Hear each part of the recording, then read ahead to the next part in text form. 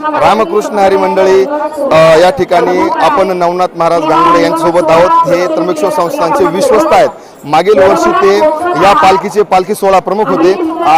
काय सांगाल महाराज या वारीबद्दल? काय वारीचं महात्म्य काय नेमकी आहे? यदक्षरम मनाखेय मानंदमज केवलम श्रीमन निवृत्तीनाथे ख्यातम दैवतम आश्रय।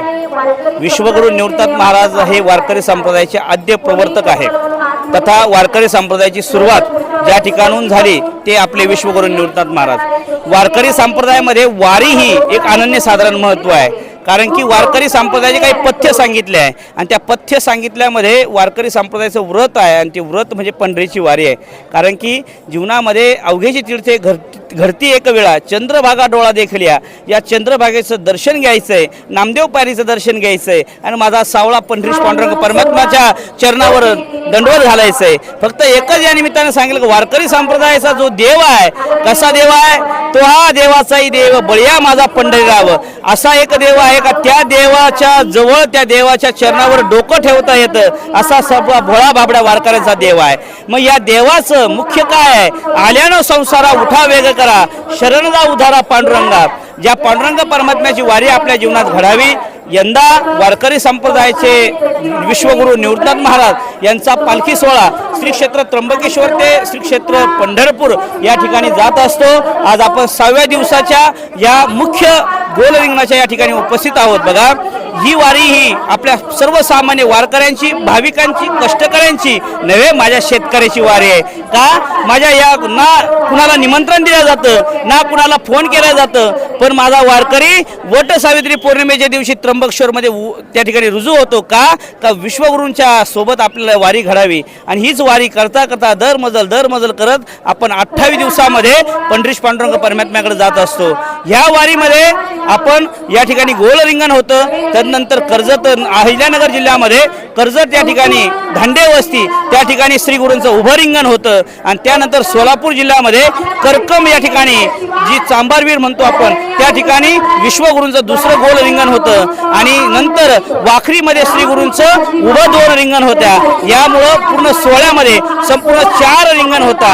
वारकरी संप्रदायाची आपल्यामध्ये एक नवचैतन्य निर्माण व्हावं, कारण की वर्षभर आपण काबाड कष्ट करतोय, पण ह्या वर्षभराच्या काबाड कष्टामध्ये आपल्या हातून 28 दिवस विश्वगुरूंची सेवा घडावी। का सदा नाम घोष करू हरी कथा तेने सदा चित्ता समाधान। आपल्या जीवनात समाधान जर पाहिजे असेल तर त्याचं नामस्मरण करणं गरजेचं आहे। मग नामस्मरण काय काय तो एकच आहे, ज्ञानोबा तुकाराम या नावाच्या गजरामध्ये संपूर्ण वारकरी आपल्या या ठिकाणी जात असतो।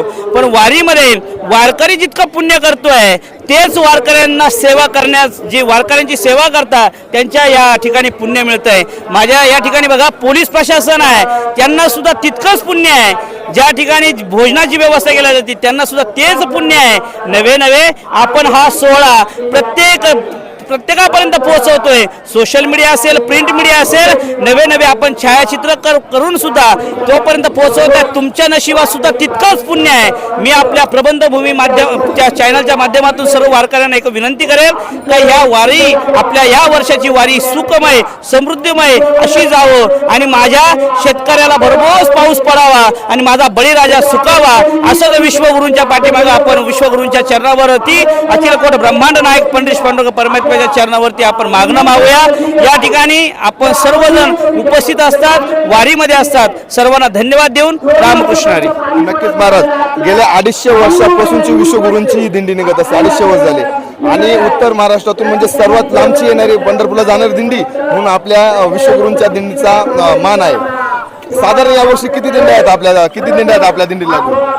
ही परंपरा अनेक वर्षापासून चाललेली आहे, पण आपण ज्या ठिकाणी बघतोय ही परंपरा माझ्या वडिलांची मिरासी घे देवा, तुझी चरण सेवा पांडुरंगाच्या चरणावर फक्त आपली सेवा या ठिकाणी करावी।